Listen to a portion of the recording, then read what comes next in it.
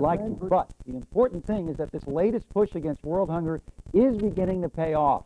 And with events such as this week's worldwide radio broadcast, the idea seems to be picking up rather than losing momentum. It was, as we all know by now, a major musical event. Never before in the history of American music had so many collaborated on a single recording.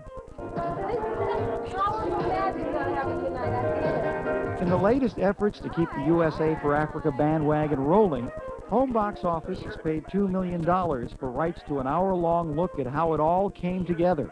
HBO will air the special 8 times, beginning May 1st. Yeah? You like that one, huh? On every front, the USA for Africa project continues to gather steam. Both the album and single are #1 on the Billboard charts. Translating those sales figures means that USA for Africa has raised nearly $36 million in just 6 weeks. Very heartening news to the project's organizers. It's become a national movement. I mean, I'm quite overwhelmed by the fact. Co-organizer Cragen spoke last week at another first when over 500 radio stations in 7 countries carried a live 3-hour special called Radio USA for Africa, the largest satellite broadcast in history.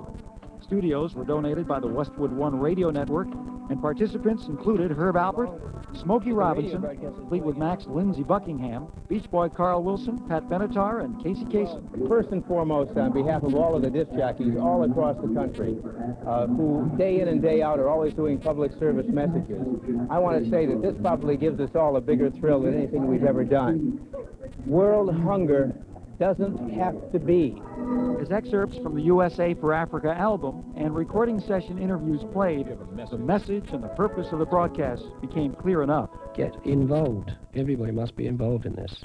It's fascinating that We Are the World has touched a nerve in people that obviously was very raw because people are responding to it incredibly. Momentum is a key issue, and in other USA for Africa news last week, the campaign to stem the flood of counterfeit merchandise took a giant step as the project's attorneys filed a copyright infringement suit against 7 Los Angeles area retailers.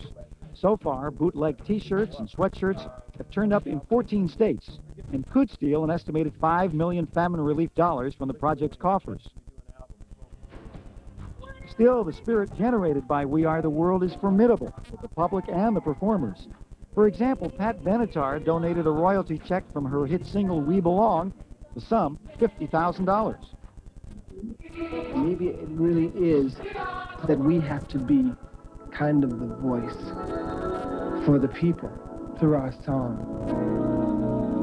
There comes a time when we heed a certain call. It is hoped the money, aid, and supplies will start reaching Africa and start saving lives by the end of the summer.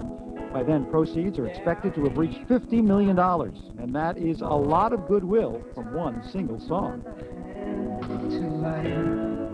It is a continuing story. We will all be following it.